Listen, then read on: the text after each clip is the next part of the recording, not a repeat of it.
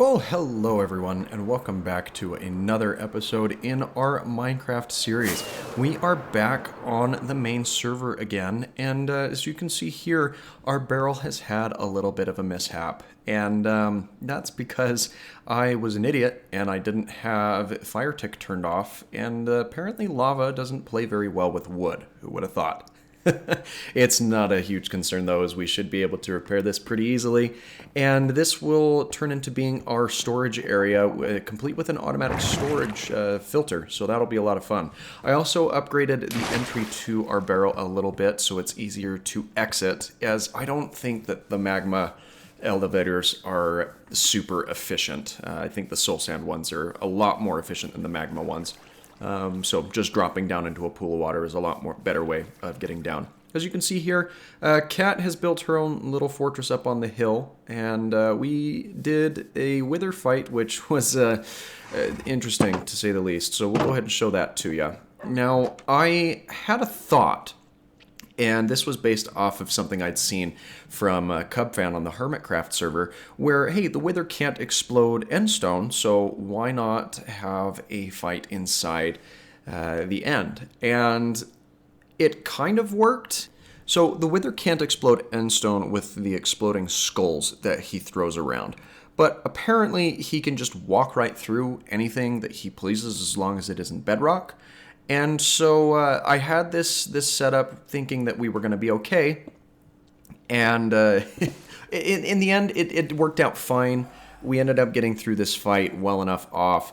But, I mean, this is my first time ever taking on the wither, so I wasn't super familiar with the mechanics of this fight.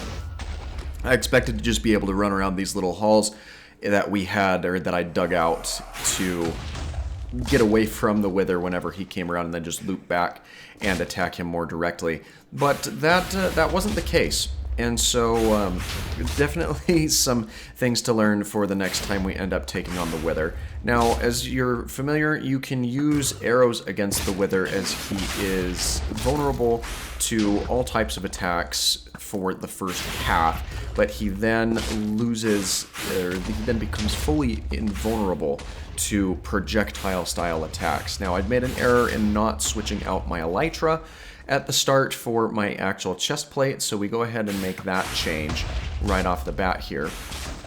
But something interesting happens with this wither fight, and I don't know if it's because we were doing the fight in the end or what exactly was going on, but we actually didn't end up taking any wither damage at all. I mean, yeah, he smacks us around a couple of times, but neither one of us got withered at any point in this fight. And maybe that's something about being in the end, I'm not entirely certain.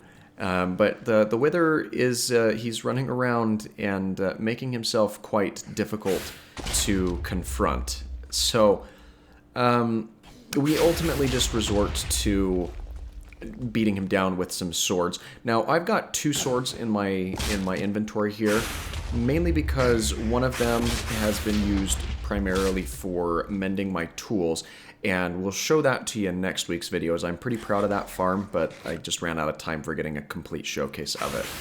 But this other one that I'm prioritizing the use of has Smite 5, and Smite does increased amounts of damage to certain enemies, and the Wither is on that list of enemies that you can deal increased damage to.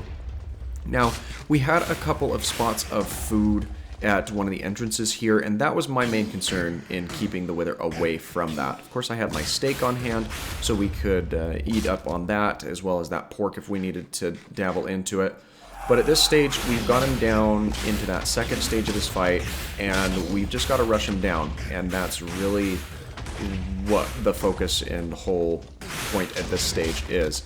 So between the two of us, we are able to beat him down pretty well. He's just got a couple of slivers left here. And so while Kat distracted him from the front, I went ahead and took him from the backside here. That got him pretty confused, and we were able to knock out our first wither, or at least my first wither ever. So that was quite exciting. I panicked here for a minute because I didn't see that star running around.